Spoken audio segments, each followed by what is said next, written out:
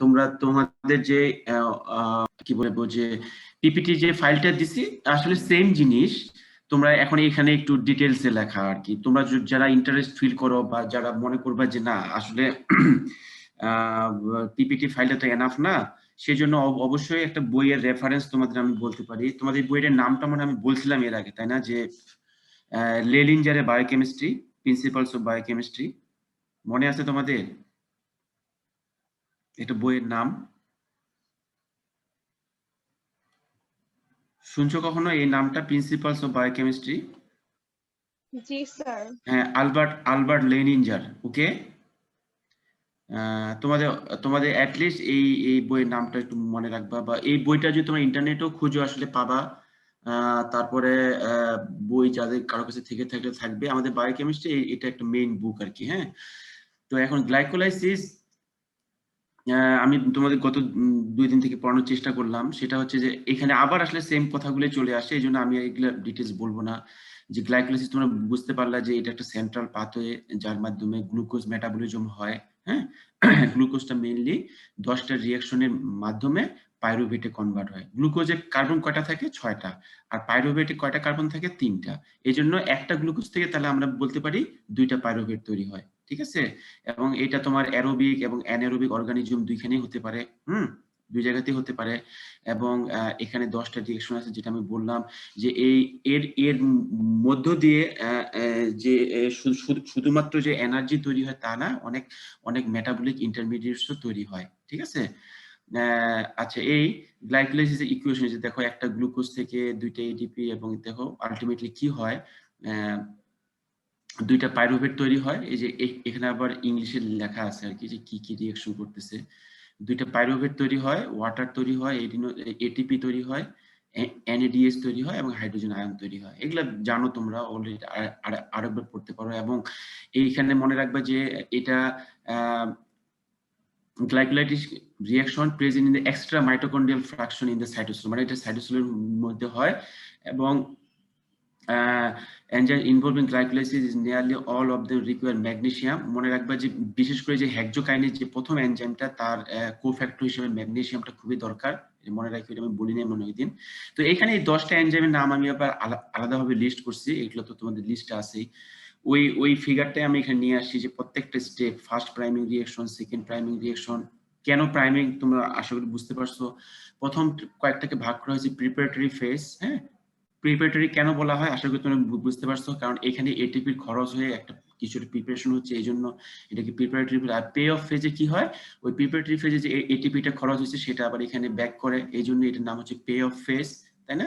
আশা করি তুমি বুঝছো না। এই রিঅ্যাকশন গুলাই আমি আবার এখানে 1 বাই 1 ডিটেলস বলছি যে ফার্স্ট স্টেপে কি হয়, গ্লুকোজ থেকে গ্লুকোজ 6 ফসফেট, গ্লুকোজটা কিভাবে গ্লুকোজ 6 ফসফেটে কনভার্ট হয়, এখানে হেক্সোকাইনেজ এনজাইমটা যে লাগে। ঠিক আছে? এই জিনিসগুলো আমি আবার এখানে 1 বাই 1। তো অতএব আমার মনে হয় আমার এগুলো বলার দরকার নাই আর। স্টেপ 3, স্টেপ 4 এ কি হয়, স্টেপ 5 এ কি হয়, স্টেপ 6, স্টেপ 7, টোটাল এই যে স্টেপ 9 থেকে স্টেপ 10। হ্যাঁ, এই তো তোমার এখানে কি হচ্ছে, এখানে আবার আমি 1 বাই 1 লিখে দিচ্ছি, সুবিধা হবে। আর মোস্ট ইম্পর্টেন্টলি তোমাদের এটা মনে আছে না, ফেট অফ পাইরুভেট আসলে ডিপেন্ডিং অন দ্য অর্গানিজমস, তাই না? এটা কি তোমার অ্যারোবিক অর্গানিজম নাকি অ্যানারোবিক অর্গানিজমস, সেটার উপর ডিপেন্ড করে এই পাইরুভেটটা তোমার যাবে। যদি অ্যানারোবিক কন্ডিশনে ল্যাকটেট বা ইথানল হবে, আর অ্যারোবিক কন্ডিশনে, অ্যারোবিক মানে কথার অর্থ অবশ্যই জানো তোমরা, অক্সিজেনের প্রেজেন্সে, সেই ক্ষেত্রে পাইরুভেটটা এসিটাইল কোয়েতে কনভার্ট হয়ে টিসিএ সাইকেলে চলে যাবে। ঠিক আছে? এই স্টেপটা আমরা আজকে দেখবো আর কি। তো তোমরা এখানে পড়বা যে অক্সিডেশন অফ পাইরুভেট হতে পারে অ্যারোবিক অর্গানিজমের মধ্যে, ল্যাকটিক অ্যাসিড ফার্মেন্টেশন আর অ্যালকোহলিক ফার্মেন্টেশন হতে পারে অ্যানারোবিক অর্গানিজমের মধ্যে। তাই না? তোমাদের যেমন বলছিলাম যে ভিগারাসলি কন্ট্রাক্টিল মাসেল, যখন তুমি খুব এক্সারসাইজ করো তখন তো কি হয়, অক্সিজেনের স্বল্পতা হয়। তখন কি হয়, অক্সিজেন যদি না থাকে তাহলে তো এই দিকে আসবে না, তখন চলে যাবে এইদিকে, ল্যাকটেটে কনভার্ট হবে। এবং ওই যে আমরা বলি না যে মানুষ ব্যায়াম ট্যায়াম করার পরে মাসেলের মধ্যে পেইন হয়, এই যে ল্যাকটেটটা যখন জমে ওই জায়গায়, তখন আসলে তোমার এই পেইনটা হয়। ঠিক আছে? আচ্ছা, এই হলো আমার এই গ্লাইকোলাইসিসের জিনিসটা একটু সামারাইজ করা হয়েছে এই জায়গায়। আর এখন একটা জিনিস খেয়াল করে যে ওভারঅল ব্যালেন্স রিঅ্যাকশন আর কি, ইট involves the gain of ATP. দেখো কি হয়, গ্লুকোজটা দুইটা, এটা হচ্ছে ওভারঅল রিঅ্যাকশনটা। একটা গ্লুকোজ, দুইটা এটিপি, দুইটা এনএডি প্লাস, চারটা এডিপি এবং দুইটা ফসফেট গ্রুপ ব্যবহার করে দেখো দুইটা পাইরুভেট তৈরি হয়, দুইটা এডিপি তৈরি হয়, দুইটা এনএডিএস তৈরি হয়, চারটা এটিপি তৈরি হয় এবং দুইটা ওয়াটার তৈরি হয়। ঠিক আছে? তো তুমি যদি এখন এখানে মাইনাস করো, এখান থেকে কমন, যেমন দুইটা এটিপি থেকে চারটা এটিপি, রাইট? তাহলে দুইটা থাকবে এই জায়গায়। তারপরে এখানে চারটা এডিপি ছিল, তাহলে এখানে দুইটা এডিপি, তাহলে এখানে দুইটা এডিপি থাকবে। এটাকে যদি তুমি ক্যান্সেল আউট করো তাহলে দেখতে হবে এরকম। এটা হচ্ছে তোমার আফটার ক্যান্সেল আউট। ঠিক আছে? এবং এখানে ইম্পর্টেন্টলি কি হয় দেখো, এখানে আরেকটা দুইটা এনএডিএস খরচ হয়ে দুইটা এনএডি প্লাস, সরি, এই যে সবার শেষে যে এনএডিএস টা তৈরি হলো, এই এনএডিএস টা পরবর্তীতে তোমার টিসি সাইকেলে যে মাইটোকন্ড্রিয়া আছে সেখানে গিয়ে টিসি সাইকেলের মাধ্যমে এই এনএডিএস থেকে ইলেকট্রন গুলা অক্সিজেন নিয়ে নিয়ে আলটিমেটলি এই দুইটা এনএডি প্লাস তৈরি হবে। এই স্টেপগুলো আমরা পড়বো। তো আমাদের ফার্স্ট স্টেপ হচ্ছে কিভাবে টিসি সাইকেলটা হয়, আর সেকেন্ড স্টেপ হচ্ছে আমাদের কিভাবে ওই টিসি সাইকেলের প্রোডাক্ট থেকে এনার্জি তৈরি হয়, ইলেকট্রন গুলো গিয়ে এটিপি তৈরি করে। ঠিক আছে? এই কথাগুলো এখানে লেখা আছে। তো আমি এটা তোমাদের সাথে আজকে শেয়ার করবো, কেমন? তোমরা এটা তাহলে হোপফুলি নো প্রবলেম। হ্যাঁ, আমি এখন নেক্সট স্লাইডে যাচ্ছি তাহলে। আচ্ছা, আমি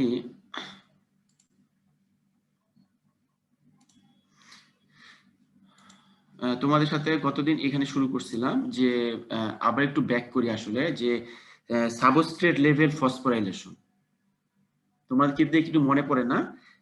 দুইটা কথা বলছিলাম, যে একটা আছে সাবস্ট্রেট লেভেল ফসফোরাইলেশন আর একটা হচ্ছে অক্সিডেটিভ ফসফোরাইলেশন। তো অক্সিডেটিভ ফসফোরাইলেশনটা আমি পরে কথা বলবো। আপাতত এই যে সাবস্ট্রেট লেভেল ফসফোরাইলেশনটা নিয়ে অলরেডি আমাদের ডিসকাস হয়ে গেছে। আমরা গ্লাইকোলাইসিসের মধ্যে দুইটা জায়গায় দেখছি যে এই সাবস্ট্রেট থেকে ফসফেট গ্রুপটা এডিপি তে ট্রান্সফার হয়ে, হ্যাঁ, তোমার এটিপি তৈরি হয়। বুঝতে পারছো? এই জন্য এটাকে ফসফোরাইলেশন মানে তোমাদের আমি বলছি যে ফসফেট গ্রুপ যুক্ত হওয়া, ডিফসফোরাইলেশন মানে ফসফেট গ্রুপ সরে যাওয়া। এই সাবস্ট্রেট দিয়ে যখন এরকম ফসফেট গ্রুপ যুক্ত, কারণ এই ফসফেট গ্রুপটা আসতেছে সাবস্ট্রেট থেকে, এটিপি নিয়ে এটিপি তৈরি করতেছে, এই ফসফেট গ্রুপটা আসছে এই সাবস্ট্রেটটা থেকে, এই জন্য এটার নাম হচ্ছে সাবস্ট্রেট লেভেল ফসফোরাইলেশন। মনে রাখবো, পরে যখন অক্সিডেটিভ ফসফোরাইলেশন পড়াবো তখন আবার কিন্তু জিজ্ঞাসা করবো। আচ্ছা, এরপরে আমি আসি টিসিএস সাইকেল। বা এটার নাম হচ্ছে সাইট্রিক অ্যাসিড সাইকেল বা ট্রাইকার্বক্সিলিক অ্যাসিড সাইকেল বা ক্রেবস সাইকেল।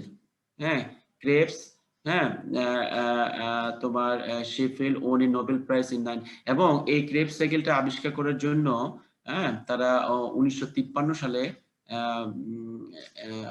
নোবেল প্রাইজ পায়।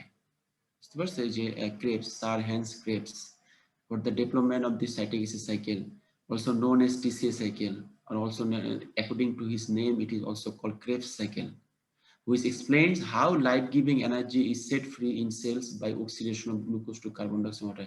সে এই সাইকেলটার মাধ্যমে আসলে আমরা জানতে পারি যে কিভাবে গ্লুকোজটা থেকে কার্বন ডাইঅক্সাইড এবং ওয়াটার যখন তৈরি হয়, কিভাবে সেখান থেকে এনার্জিটা রিলিজ হয়।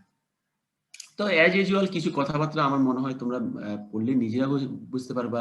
যেমন এখানে দেখো TC cycle is a series of chemical reaction used by all aerobic organisms to generate energy through the oxidation of acetyl-CoA derived from carbohydrate. আচ্ছা, দেখো এখন এই যে টিসিএ সাইকেল, সরি, টিসিএ সাইকেলটা আমরা এখন বলতেছি। টিসিএ সাইকেলের ফার্স্ট এন্ট্রি সাবস্ট্রেট হচ্ছে তোমার acetyl-CoA, কিন্তু আমাদের গ্লাইকোলাইসিসের লাস্ট প্রোডাক্ট কি ছিল? Pyruvic acid. পাইরুভিক অ্যাসিড বা পাইরুভেট, তাই না? জি স্যার। তোমরা তো এটা জানো তাই না, পাইরুভেট এন্ড পাইরুভিক অ্যাসিডের মধ্যে পার্থক্য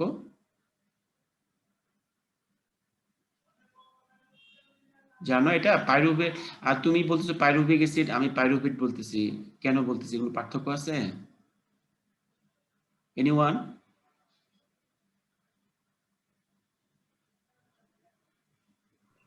আর পাইরুভেটটা স্যার আয়ন আকারে থাকে। কি আকারে?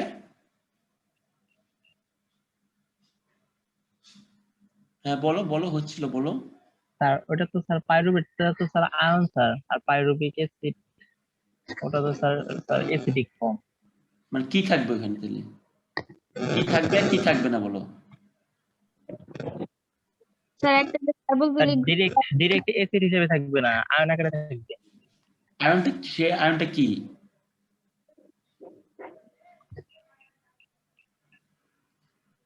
অ্যাসিডের মধ্যে কি আয়ন থাকবে বলো? অর্গানিক অ্যাসিড অবশ্যই এটা, তাই না? জি স্যার। অ্যাসিডের মধ্যে কার্বক্সিল গ্রুপ থাকবে। এই আয়নটার নাম কি বলে? H+ ion. আমি বলতেছি অ্যাসিডের আয়নটা কি থাকে? অ্যাসিডেরটা COOH ওর নাম কি? Carboxylate ion, right? স্যার। আচ্ছা একটু আমার একটা কল আসে, জাস্ট এ মিনিট।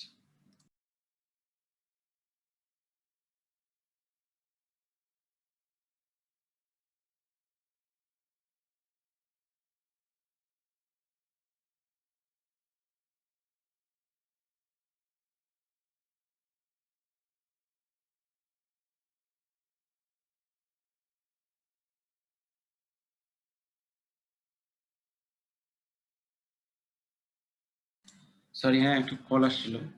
আচ্ছা, তোমরা কেন বুঝতেছো না যে কার্বক্সিলিক ওই গ্রুপটার নাম হচ্ছে কি কার্বক্সিলেট গ্রুপ, না? COO একটা মাইনাস থাকে, তাই না? জি স্যার। ওটার নাম কি? Carboxylate group. এখন ওইখানে আসলে কার্বক্সিলিক গ্রুপটা কিভাবে তৈরি হয়েছিল? এখানে একটা হাইড্রোজেন ছিল না আগে, কার্বক্সিলিক অ্যাসিডের গ্রুপটা, হাইড্রোজেনটা সরে গিয়ে এটা হচ্ছে কার্বক্সিলেট। বুঝতে পারছো? তো তোমাদের এজ এ আমার কাছে যেহেতু তুমি বায়োকেমিস্ট্রি শিখতেছো, প্লিজ এটা অন্তত এটি একটু বুঝে নিন, জাস্ট পার্সোনাল একটা ইন্টারেস্ট, যে পাইরুভেট আর পাইরুভিক অ্যাসিডের মধ্যে পার্থক্য কি। যদি হাইড্রোজেন আয়নটা সরে যায়, মানে যদি আয়নাইজড অবস্থা থাকে, তাহলে আমরা ওটাকে বলবো পাইরুভেট। আর যদি মানে অ্যাসিড অবস্থা থাকে, তাহলে বলবো পাইরুভিক অ্যাসিড। অ্যাসিড অবস্থা কখন? তার মানে হাইড্রোজেনটা যুক্ত আছে। তোমরা জানো, মনে আছে যে কম্পাউন্ড তোমার হাইড্রোজেন আয়ন দান করে তাদেরকে অ্যাসিড বলে, তাই না? জি স্যার। এই তো এখানে পাইরুভিক অ্যাসিড থেকে হাইড্রোজেন আয়নটা দান করে দেওয়ার ফলে এটা পাইরুভেট হয়ে গেল। তো this is true for all acetate, মানে তোমার আরো যদি বলি ফরমেট, অক্সালো এসিটেট, এরকম টেট বা এরকম কথা যখন আসবে তখন ভাববা এটা আয়োনাইজড অবস্থায় আছে। আই হোপ তোমরা সবাই শুনছো এটা। আচ্ছা, তাহলে দেখো কি হচ্ছে, দেখো যে oxidation of acetal Koi derive from carb. আচ্ছা, এখানে দেখো তার মানে আমাদের এখন কি কাজ হচ্ছে, এখানে মাঝখানে একটা কাহিনী রয়ে গেল যে আমরা গ্লাইকোলাইসিসের মাধ্যমে লাস্ট প্রোডাক্টটা পাইলাম তোমার পাইরুভেট, কিন্তু আমরা দেখতেছি যে টিসিএ সাইকেলে যাইতে হলে ওই প্রোডাক্টটাকে হইতে হবে এসিটাল কোয়ে। পাইরুভেট ঢুকতে পারবে না। কোথায় ঢুকতে পারবে না? তোমার ইয়েটা কোথায় হয়? টিসিএ সাইকেলটা মাইটোকন্ড্রিয়াতে, রাইট? মাইটোকন্ড্রিয়াতে টিসিএ সাইকেলটা হয়, এবং এই মাইটোকন্ড্রিয়ার মধ্যেই তোমার এই যখন এসিটাইল কোয়েটা ঢুকতে পারবে, কিন্তু পাইরুভেট ঢুকতে পারবে না, মানে পাইরুভেট কাজ করতে পারবে না। তার মানে পাইরুভেটটাকে অবশ্যই এসিটাইল কোয়েতে কনভার্ট হতে হবে।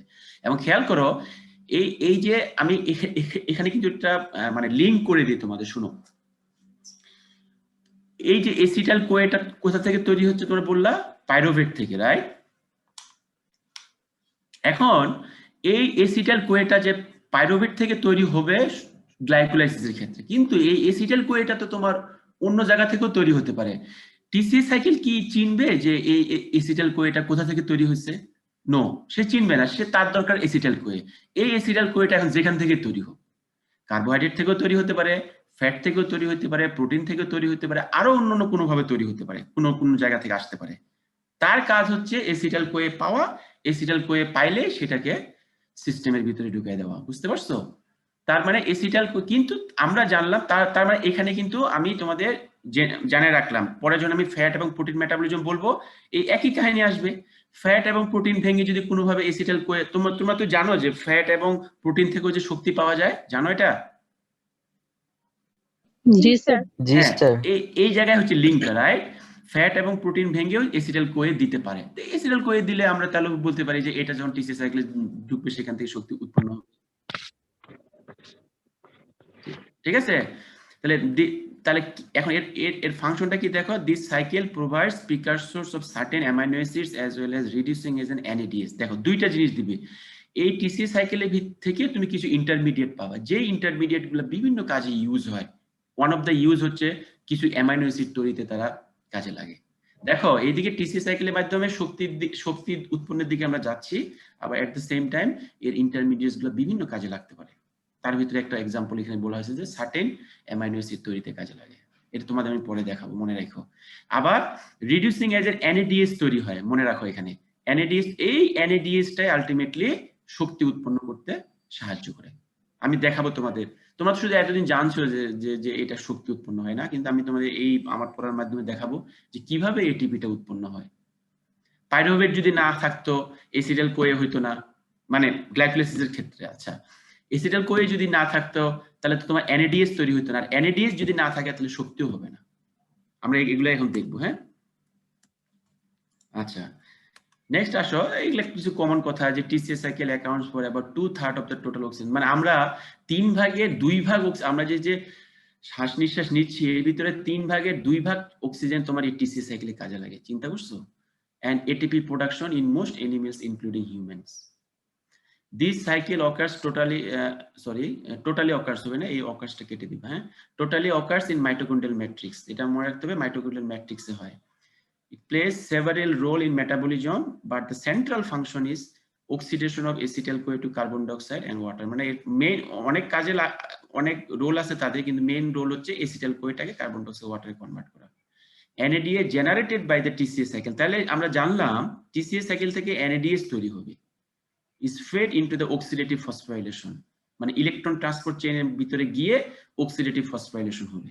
তাহলে আমরা জানলাম TCA সাইকেল থেকে NADH তৈরি হবে, যেটা ইলেকট্রন ট্রান্সপোর্ট চেইনের মাধ্যমে অক্সিডেটিভ ফসফোরাইলেশনের মাধ্যমে ATP তৈরি করবে। দেখো, the net result of these two closely linked pathways is the oxidation of nutrients to produce usable chemical energy in the form of ATP. In the net result of these two closely linked pathways, two closely linked মানে কোনটা বুঝছো? Glycolysis আর TCA, তাই না? গ্লাইকোলাইসিসের মাধ্যমে pyruvate পাচ্ছি বলেই তো acetyl Koi হচ্ছে, এই জন্য বলা হচ্ছে this two closely link pathways is the oxidation of nutrients, মানে নিউট্রিয়েন্টস বলতে এখানে ধরো কার্বোহাইড্রেট বোঝাচ্ছে, to produce usable chemical energy in the form of ATP. Okay, now come to this slide. So আমরা কি বলতেছিলাম যে পাইরুভেটটাকে অবশ্যই এসিটাইল কোয়েতে কনভার্ট হতে হবে। পাইরুভেট যদি এসিটাইল কোয়েতে কনভার্ট না হয় তাহলে সে টিসি সাইকেলে পার্টিসিপেট করতে পারবে না, বুঝতে পারছো এটা? আচ্ছা, এখন আসো তাহলে, আর এটা তো শিওর যে টিসি সাইকেল হইতে হলে অবশ্যই অক্সিজেন লাগবে, অক্সিজেন ছাড়া হবে না, তোমরা জানছো এটা। এবং সেই জন্য বলেছে অ্যারোবিক কন্ডিশনে, ঠিক আছে? অ্যারোবিক কন্ডিশনে কি হয়, তোমার যদি অক্সিজেনের অ্যাভেলেবিলিটি থাকে, এই পাইরুভেটটা তোমার কনভার্ট হবে কিসে? এসিটাইল কোয়েতে। এসিটাইল, এই যে এটার পুরো নাম হচ্ছে এসিটাইল কোএনজাইম A, সংক্ষেপে হচ্ছে এসিটাইল কোয়ে। এই acetyl Koi enters the citric acid cycle where degrades to carbon dioxide water and the energy released during such oxidation is utilized in NADH inhibition. এবং এই এসিটাইল কোয়েটা যখন কার্বন ডাইঅক্সাইড এবং ওয়াটারে convert হয় আসলে, তখন যে ইলেকট্রনগুলো রিলিজ হয় সেই ইলেকট্রনগুলো আলটিমেটলি NADH এবং FADH2 এর মধ্যে থাকে। And pyruvate is converted to acetyl CoA in the matrix. এখন এই আমি এখন এটা বুঝতে চাচ্ছি যে পাইরুভেটটা কিভাবে এসিটাইল কোয়েতে কনভার্ট। দেখো এটা কত জটিল একটা রিঅ্যাকশন। দেখো পাইরুভেটটা CH3COCOS, এই যে এই জন্য বলতেছিলাম এটাকে বলে পাইরুভেট। এখানে যদি হাইড্রোজেন থাকতো তাহলে কি নাম হতো এটার? Pyruvic acid, not pyruvic acid. Okay, so দেখো এই পাইরুভেটটা, এই যে এইটা একটা কোএনজাইম, হ্যাঁ, এইটাকে কোএনজাইম বলা হয়। এই কোএনজাইমটাকে ইউজ করে পাইরুভেট ডিহাইড্রোজেনেজ কমপ্লেক্স নামক একটা এনজাইম আছে, হ্যাঁ, এই এনজাইমটা এই NAD+টাকে NADH এ কনভার্ট করতেছে, এবং পাইরুভেটটা দেখো এসিটাইল কোয়েতে কনভার্ট হচ্ছে। কি হলো, চেঞ্জটা হচ্ছে শুধু এই জায়গায়, দেখো এই যে এস কোয়েটা এই জায়গায় ঢুকে গেছে, এই দেখো এস কোয়ে, এটা নামই হচ্ছে এসিটাইল কোয়ে। তোমরা এখানে সিম্পলি দেখতেছো যে পাইরুভেটটা এসিটাইল কোয়েতে কনভার্ট হলো এই রিঅ্যাকশনের মাধ্যমে, কিন্তু ইটস এ কমপ্লেক্স রিঅ্যাকশন, ঠিক আছে? If pyruvate is converted to acetyl CoA, NADH formed in the oxidation of glyceraldehyde 3-phosphate ultimately transfers its electron to oxygen. এই কথাটা আবার আসতেছে, ওই যে যখন এখানে NADH তৈরি হবে, এই NADH টাই আলটিমেটলি পরবর্তীতে গিয়ে কাজে লাগবে আর কি, তোমার ইলেকট্রন ট্রান্সপোর্ট চেইনে। তাহলে আমরা জানলাম যে পাইরুভেটটা এসিটাইল কোয়েতে কনভার্ট হয়, তাহলে এই রিঅ্যাকশনটা অন্তত তোমাদের লিখতে পারা উচিত কোন এনজাইমটা ইনভলভ। এখন দেখো এই এনজাইমটা আসলে এত সহজ না, ইটস সরি হ্যাঁ একটু কল আসছে।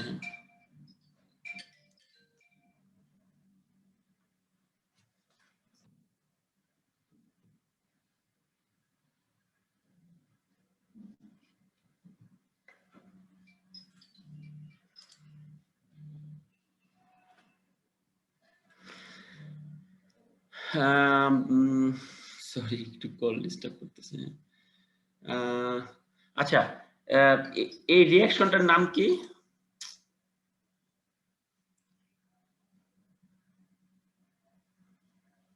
Just a minute.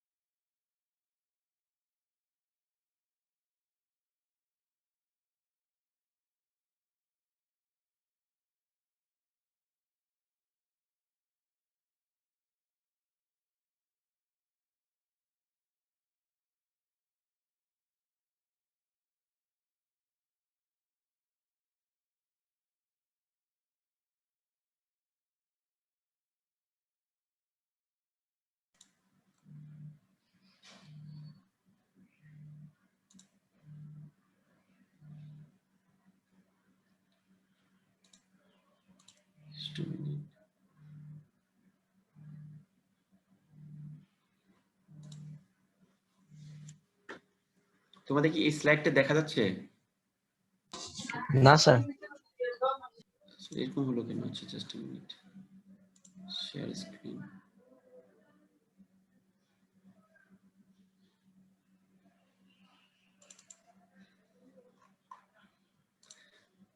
আচ্ছা তোমাদের সাথে আমি এইটা একটা কথা বলতেছিলাম যে দেখো এই যে পাইরুভেট থেকে যে কার্বন ডাই অক্সাইড তৈরি হচ্ছে, দেখো এই রিঅ্যাকশনটা যে এনজাইমের মাধ্যমে হয় এটার নাম হচ্ছে যে পিডিএইচ, পাইরুভেট ডিহাইড্রোজিনেস কমপ্লেক্স। দেখো পিডিএইচ, এই কমপ্লেক্সটা আসলে তিনটা এনজাইমের সমন্বয় হয়, এই জন্য এটাকে একটা কমপ্লেক্স বলা হয়। Pyruvate dehydrogenase, dihydrolipoyl transacetylase, dihydrolipoyl dehydrogenase. মনে রাখবে এই তিনটা এনজাইম E1 E2 সংক্ষেপে বলা হয়। এবং এটা কোফ্যাক্টর হিসেবে কি ইউজ করে দেখো, thiamine pyrophosphate, lipoate coenzyme A, FAD NAD+।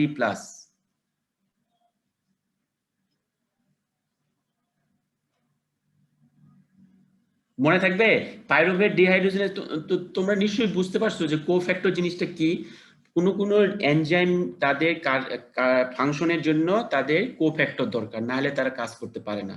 যেমন হেক্সোকাইনেজের জন্য কি কোফ্যাক্টর আছে বলো তো? হেক্সোকাইনেজের জন্য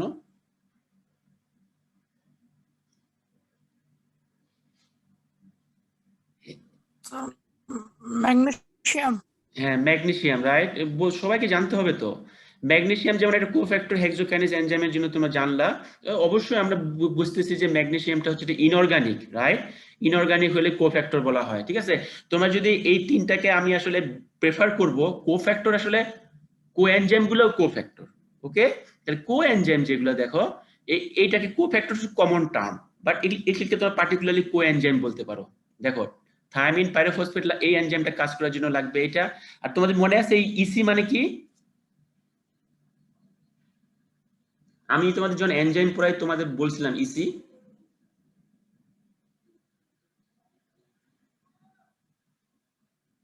এই ইসি দিয়ে বোঝায় যে এনজাইম ক্লাসিফিকেশন নাম্বার। দেখো ইসি প্রত্যেকটা এনজাইমের জন্য এই যে 4 ডিজিটের একটা, মনে আছে 4 ডিজিটের একটা নাম্বার থাকতো প্রত্যেকটা এনজাইমের জন্য, একটু একটু মনে পড়ে? পড়াইছিলেন। হ্যাঁ, তো দেখো দেখো তাহলে দেখো এই এনজাইমের সাথে এটা দেখো আলাদা, এটার সাথে দেখো আলাদা, তার মানে দেখো এইটা দিয়ে তুমি আইডেন্টিফাই করতে পারো যে এটা কি নেচার। তো দেখো প্রত্যেকটা এনজাইমের জন্য, প্রত্যেক যত এনজাইম আবিষ্কার আছে, হাজার হাজার লাখ লাখ এনজাইম আছে, লাখ লাখ এনজাইমের জন্য এরকম লাখ লাখ আলাদা আলাদা ইসি নাম্বার আছে।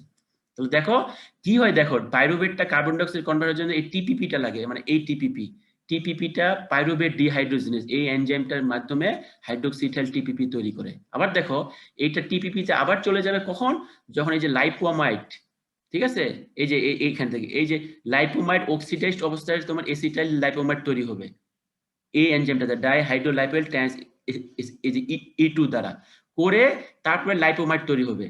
এই লাইপোমাইডটা পরবর্তীতে আবার অক্সিডাইজড অবস্থায় আসবে, তখনই এফএডিটা এফএডিএস2 তে কনভার্ট হবে। এই যে ডাইহাইড্রোলাইপোইল ডিহাইড্রোজিনেজ, ডাইহাইড্রোলাইপোইল ডিহাইড্রোজিনেজ এখানে। যদি এই সাইকেলটা চলতেই থাকে, তখনই এই কোয়েটা মিলে এসিটাইল কোয়ে তৈরি হবে। দেখো এই পাইরুভেটটা তোমরা তখন এর আগের রিঅ্যাকশনটা আমি কি দেখালাম, যে পাইরুভেটটা ডাইরেক্টলি এটার সাথে মিলে এটা তৈরি করতেছে, কিন্তু পরের রিঅ্যাকশন দেখো পাইরুভেটটা প্রথমে এই অবস্থায় হবে, এই অবস্থায় গিয়ে যখন এই অবস্থায় আসবে তখনই সে কোয়ের সাথে যোগ হয়ে এরকম এসিটাইল কোয়ে তৈরি করবে। এবং ফাঁকি দিয়ে কি হচ্ছে দেখো, এফএডি তে এফএডিএস2 তে কনভার্ট হচ্ছে, এবং এই এফএডিএস2 কে আবার এফএডি তে কনভার্ট করতে হচ্ছে কিভাবে, এই যে এনএডিটা এনএডিএস এ কনভার্ট হচ্ছে, এই এনএডিএস টা পরবর্তীতে এই তোমার ইলেকট্রন ট্রান্সপোর্ট চেইনে চলে যাচ্ছে। তাহলে দেখো এই জটিল রিঅ্যাকশনের মাধ্যমে এই কোয়েটা তোমার এসিটাইল কোয়েতে কনভার্ট হয়। আচ্ছা, এখন এইটা হচ্ছে তোমার টোটাল যে কি বলবো এটাকে টিসিএস সাইকেল।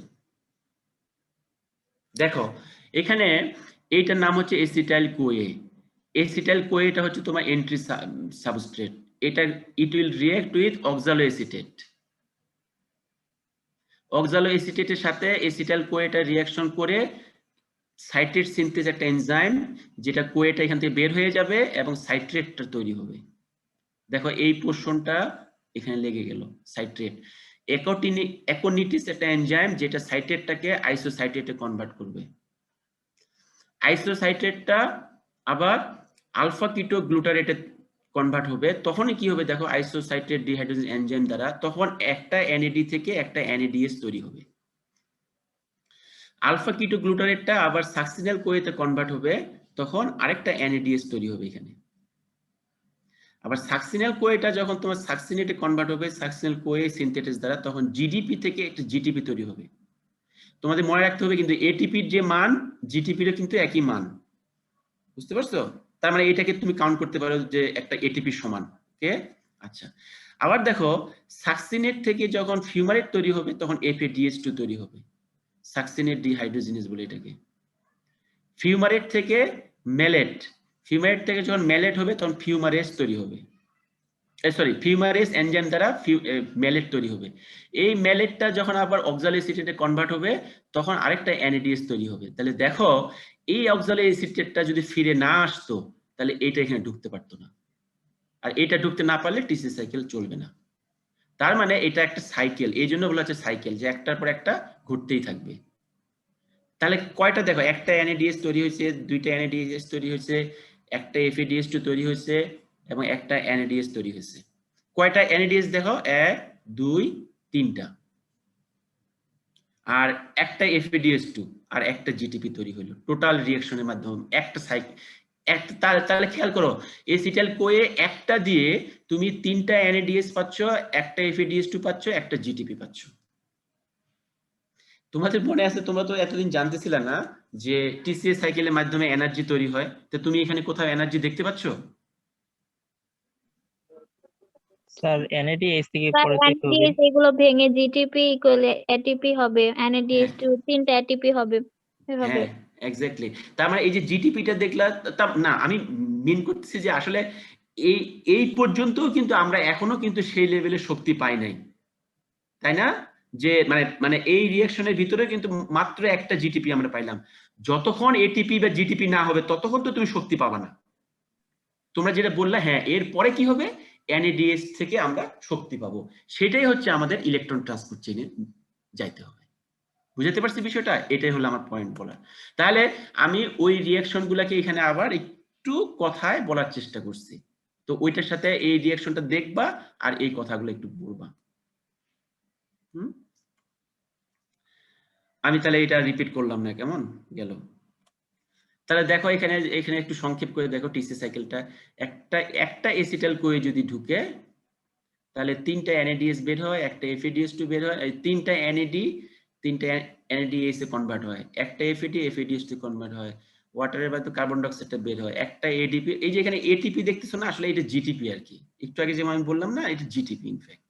ওকে, তাহলে আমরা এই হলো আমাদের net gain from the TCA cycle, and of course you have to remember this is achieved, this is gained from one molecule of acetyl CoA, কিন্তু আমরা জানি একটা কার্বোহাইড্রেট একটা গ্লুকোজ থেকে আমরা দুইটা অ্যাসিটাইল কোয়ে হবে। হ্যাঁ, তাহলে দুইটা, তাহলে আমরা এটাকে মাল্টিপ্লাই করে দিতে পারি। আমরা এই ক্যালকুলেশন গুলো পরে দেখবো আবার ডিটেইলস। হ্যাঁ, তাহলে দেখো ওভারঅল রিঅ্যাকশনটা কি হবে, একটা এসিটাইল কোয়ে থেকে এই ঘটনা ঘটবে। ওকে, এবং এখানে একটা কথা তোমরা বুঝতে পারতেছো, দিস যেটা তোমরা একটু আগে একজন বললা NADH, এবং একটা NADH মানে আমরা জানি 3টা ATP, একটা FADH মানে 2টা ATP, তাই না?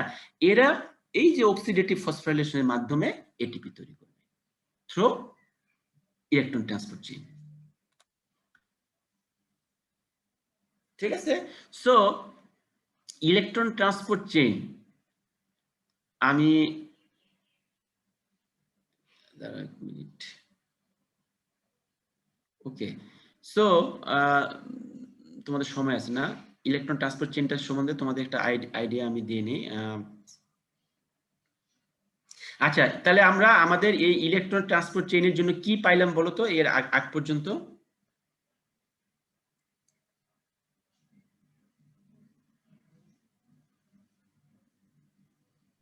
ইলেকট্রন ট্রান্সপোর্ট চেইনটার জন্য আমরা কি পাইলাম এতক্ষণ? স্যার ওই যে FADH2 NADH। ঠিক আছে, আমরা এখন এটাই দেখব যে এইটা এখন ইলেকট্রন ট্রান্সপোর্ট চেইন যে আমরা এতক্ষণ বলতেছি সেখানে কি ঘটনা ঘটায়। দেখো, an electron transport chain is a series of complex, এখানে না এই যে দেখো এটা হচ্ছে একটা মেমব্রেন, রাইট? খুব ইন্টারেস্টিং, কিন্তু তোমরা যদি মজা পাও না তোমাদের কিন্তু ভালো লাগবে। দেখো এটা তোমার সেলের একটা মেমব্রেন, এই মাইটোকন্ড্রিয়ার মেমব্রেন, সেলের ভিতরে যে মাইটোকন্ড্রিয়া আছে সেই মাইটোকন্ড্রিয়ার ভিতরে যে মেমব্রেন, দেখো এই মেমব্রেনের মধ্যে দেখো বিভিন্ন কমপ্লেক্স আছে, যে কমপ্লেক্স 1, কমপ্লেক্স 2, কমপ্লেক্স 3, কমপ্লেক্স 4, ঠিক আছে, এবং বিভিন্ন ক্যারিয়ার আছে, দেখো ইলেকট্রন ক্যারিয়ার বলা হয়, যে কিউ, সাইটোক্রোম সি, ঠিক আছে, এই বিভিন্ন ক্যারিয়ার গুলো আছে। এই হলো তোমার সেই NADH যেটা আমরা সেখান থেকে পাইলাম, ক্যারিং ইলেকট্রনস ফ্রম ফুড। এই NADH এর ভিতরে আমাদের ইলেকট্রন আছে, ঠিক আছে। এই NADH টা যখন এইটা NAD প্লাসে কনভার্ট হচ্ছে তখন সে ইলেকট্রন দিয়ে দিচ্ছে, দিয়ে কাকে দিল? এই কিউটাকে দিল, ঠিক আছে, কিউ একটা ক্যারিয়ার আর কি, ঠিক আছে। আবার FADH2টাও ইলেকট্রন ক্যারিয়ার হিসেবে কাজ করে, এই কিউ কে সে তোমার ইলেকট্রন দিয়ে দিচ্ছে। দেখো NADH ইলেকট্রন দিয়ে দিল, FADH2 ইলেকট্রন দিয়ে দিল, এবং যখন ইলেকট্রন দিয়ে দিচ্ছে তখন দেখো প্রোটন বের হয়ে যাচ্ছে একটা। এনিওয়ে আমি এটাতে আবার তোমাদের বলবো, just try to follow me, আবার তোমাদের এই জিনিসগুলো আবারই আসবে। যখন NADH যখন প্রোটন এরকম বের হয়ে এখানে যখন আসে, ইলেকট্রন যত পাস হবে তত প্রোটন এদিকে যাবে, মানে এই যে এটাকে কি বলবো, যে ইনার মাইটোকন্ড্রিয়াল মেমব্রেন থেকে ইন্টার মেমব্রেন স্পেসে চলে যাবে। দেখো ইলেকট্রন পাস হচ্ছে, প্রোটন এদিকে চলে যাচ্ছে, ইলেকট্রন পাস হচ্ছে, প্রোটন এদিকে চলে যাচ্ছে, সাইটোক্রোম সি এর মাধ্যমে, কমপ্লেক্স 4 এর মাধ্যমে। দেখো এই দেখো কমপ্লেক্স 4 এ এসে কি হলো, ওই যে অক্সিজেন, এই যে আমরা বলি অ্যারোবিক, আমাদের অক্সিজেন শ্বাস প্রশ্বাসে দরকার, এই সেই অক্সিজেন, এই অক্সিজেন কি করতেছে, এই যে ক্যারিয়ারের মাধ্যমে যে ইলেকট্রন গুলো আসলো সেই ইলেকট্রন গুলোকে নিয়ে পানিতে কনভার্ট করতেছে। এখন খেয়াল করো, এখনো কিন্তু তুমি শক্তি পাও নাই, তোমার তো উদ্দেশ্য শক্তি পাওয়া, রাইট? আমরা শুধু এখন জানলাম যে এই সেই অক্সিজেন, এই অক্সিজেন। আচ্ছা এখন খেয়াল করো তো, যে অক্সিজেন স্বল্পতা অ্যানারোবিক কন্ডিশনে বা অ্যানারোবিক অর্গানিজমে, তাহলে তোমার নিশ্চয়ই এই অক্সিজেনটা থাকবে না বা কম থাকবে। এই অক্সিজেনটা যদি না থাকে তাহলে এই ইলেকট্রন গুলা কি পাস হইতে পারবে? পারবে না, কারণ এই অক্সিজেন যদি ইলেকট্রন নেয় তাহলেই শুধুমাত্র আবার আসবে, আবার আসতেই থাকবে, আসতেই থাকবে। এন্ড অক্সিজেন যদি না থাকে ইলেকট্রন কে নিবে? তোমরা কি বুঝছো আমার এই পয়েন্টটা? না বুঝলে আমাকে বলো, আমি একটু শেয়ার করি আবার। আমি কিন্তু বাংলায় বলতেছি। আবার বলেন। আচ্ছা, তোমরা কি এটা বুঝছো তো? NADH টা আর FADH টা আমরা পাইলাম একটু আগে, তাই না, টিসি সাইকেলের মাধ্যমে। হ্যাঁ, এখন এইখানে আমরা বলতেছি যে এখানে ইলেকট্রন আছে, এদের মধ্যে ইলেকট্রন গুলো পাস করবে। তো দেখো NADH টা কি করলো, ইলেকট্রন পাস করে কিউ কে দিয়ে দিচ্ছে, হ্যাঁ, কুইনন মানে এটার নাম, এটা একটা ইলেকট্রন ক্যারিয়ার। FADH টিও তার ইলেকট্রন দিয়ে দিচ্ছে, দিয়ে তারা এই যে NAD+ হচ্ছে, FAD হচ্ছে। যখনই ইলেকট্রন পাস হচ্ছে তখন আবার প্রোটন গুলা এই ভিতরে এই দিক থেকে মাইটোকন্ড্রিয়াল ম্যাট্রিক্স থেকে, হ্যাঁ, ইনার মাইটোকন্ড্রিয়াল মেমব্রেন ভেদ করে ইন্টার মেমব্রেন স্পেসে চলে যাচ্ছে। ইলেকট্রন মানে অনেকটা এরকম যে কাপল, একটা যাবে আর একটা তৈরি হবে, ট্রান্সফার অফ প্রোটনস আর কি, ঠিক আছে। তো দেখো ইলেকট্রন গুলা যাচ্ছে কিউ এর মাধ্যমে, যে কমপ্লেক্স 3 দিয়ে প্রোটন তখন এদিকে যাবে, সাইটোক্রোম সি দিয়ে ইলেকট্রন গিয়ে ফাইনালি ইলেকট্রনটা কে নিবে? ফাইনালি ইলেকট্রনটা নিবে অক্সিজেন। অক্সিজেন নিয়ে ওয়াটারে কনভার্ট করবে এই হাইড্রোজেন দিয়ে। এখন আমার পয়েন্ট হচ্ছে, যদি এখানে অক্সিজেন না থাকতো, না থাকবে কখন? ওই যে বললাম অক্সিজেন স্বল্পতা বা অ্যানারোবিক অর্গানিজম, তখন ইলেকট্রন যদি সে এখানে নিতে না পারে তাহলে তো এই সাইকেলটা চলবেই না। অতএব তোমার NADH এবং NAD+ যদি এখানে মানে ইনফ্যাক্ট মানে হবে না, থাকলে তো কোনো লাভ নাই, ঠিক আছে, কারণ অক্সিজেন নাই। ওকে, তাহলে আমরা কথা বলতেছি যে অক্সিজেন আছে, অক্সিজেন থাকলো, যেহেতু বুঝতে পারতেছো টিসি সাইকেলে আমরা আসি অক্সিজেন আছে বলে আসি, নাহলে আমরা আসতেই পারতাম না। কেমন? ওই অক্সিজেন কি করলো, ইলেকট্রন নিয়ে ওয়াটারে কনভার্ট হয়ে গেল। এই পর্যন্ত কিন্তু এখনো তুমি জানলা না যে আমার সেই এটিপি কই। এখন আসো, দেখো electron transport chain, electron transport and pumping of protons which create hydrogen gradient across the membrane. যখন দেখো এই যে তুমি দেখলে না, যখন ইলেকট্রন এদিকে যাচ্ছে, যখন ইলেকট্রন ট্রান্সপোর্ট সিস্টেম ইউজ করে ইলেকট্রন চেইনের মাধ্যমে ইলেকট্রনগুলো পাস হচ্ছে, তখন বারবারই প্রোটনগুলাই ভিতর থেকে বাইরে এই স্পেসে চলে যাচ্ছে। তার ফলে কি হয়, এখানে একটা বেশি পরিমাণে প্রোটনের আধিক্য হবে না, প্রোটন তৈরি হবে, মানে অনেক প্রোটন তুমি এই জায়গায় পাবা। এদিকে প্রোটন কম থাকবে, এদিকে প্রোটন বেশি থাকবে, এটাকে বলা হয় প্রোটন গ্রেডিয়েন্ট, ঠিক আছে। এখন তখন কি হবে দেখো, যখন প্রোটন গ্রেডিয়েন্ট এরকম হবে, একটা পার্থক্য তৈরি হবে, তখন প্রোটন কি করবে, এইটার নাম হচ্ছে এটিপি সিনথেস। দেখো এটা অনেকটা চ্যানেলের মতো, এটিপি সিনথেস একটা প্রোটিন, আসলে এটা এনজাইম অবশ্যই। সেইটার ভিতর দিয়ে প্রোটনটা এদিকে কনসেন্ট্রেশন যেহেতু বেশি, সে কুইকলি এই ভিতর দিয়ে পাস করে এদিকে চলে আসবে। যখন এই প্রোটনটা এই চ্যানেলের ভিতর দিয়ে এই ভিতরে আসার চেষ্টা করবে, ঠিক আছে, তখনই একটা এনার্জি ক্রিয়েট হবে। সেই এনার্জিটা এটিপির সাথে, ঠিক আছে, মিলে তোমার এটিপি তৈরি করবে। ওকে, তাহলে তোমরা এখান থেকে জানলা যে এডিপি এবং ফসফেট, এই যে এই এডিপিটা যে ফসফেটের সাথে যে সংযুক্ত হবে, এডিপিটা ফসফেটের সাথে সংযুক্ত হওয়ার জন্য তোমার কি লাগবে, এনার্জি লাগবে। এই এনার্জিটা দিচ্ছে এই প্রোটন গ্রেডিয়েন্টটা তৈরি হওয়ার ফলে। প্রোটনটা যখন তোমার এটিপি সিনথেস এর ভিতর দিয়ে যখন এদিকে আসবে, তখন এখানে একটা ফোর্স কাজ করবে। এই ফোর্সটা আলটিমেটলি এডিপি এবং ফসফেটকে একসাথে করে এটিপি তৈরি করবে। আমার পরের স্লাইডে কিন্তু এই জিনিসটা আবার একটু ভেঙে ভেঙে দেখানো হচ্ছে, ঠিক আছে। তো আমি আজকে তোমাদের এই স্লাইডটা শেয়ার, তুমি যা বললাম যে কিভাবে টিসি সাইকেলের মাধ্যমে তোমার এই যে ইলেকট্রন ক্যারিয়ার হিসেবে যে কিভাবে গিয়ে ইলেকট্রন ট্রান্সপোর্ট চেইনের মাধ্যমে অক্সিজেনের সাথে মিলে ওয়াটার প্রডিউস করতেছে, এট দ্য সেম টাইম একটা প্রোটন গ্রেডিয়েন্ট তৈরি হচ্ছে, যে প্রোটন গ্রেডিয়েন্টের মাধ্যমে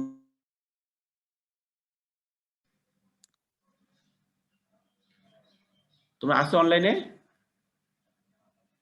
জি স্যার। জি স্যার। তাহলে আমার এইটা পর্যন্ত আজকের স্লাইড তোমাদের পড়া থাকলো, এই 10 নম্বর স্লাইডটা পর্যন্ত। নেক্সট দিন আমি তোমাদের চলে যাব আরেকটু ডিটেলস, এটা একটু বলবো, কারণ আমার এখানে একটা ভিডিও আছে আমি দেখতে পাচ্ছি, যে এই ভিডিওটা দিলে তোমরা আরো ক্লিয়ার হবা যে আসলে কিভাবে এই প্রোটন গ্রেডিয়েন্টটা তৈরি হয়ে ইলেকট্রন ট্রান্সপোর্ট চেইনের মাধ্যমে এটিপি সিনথেসিস হচ্ছে। সো তোমাদের সাথে আমার নেক্সট ক্লাস হচ্ছে আগামী মঙ্গলবার 9:30টায়, কেমন? জি স্যার। ওকে, সো আজকে তাহলে, হ্যাঁ, থ্যাংক ইউ, আল্লাহ হাফিজ, বাই বাই। আসসালামু আলাইকুম স্যার। স্যার আসসালামু আলাইকুম।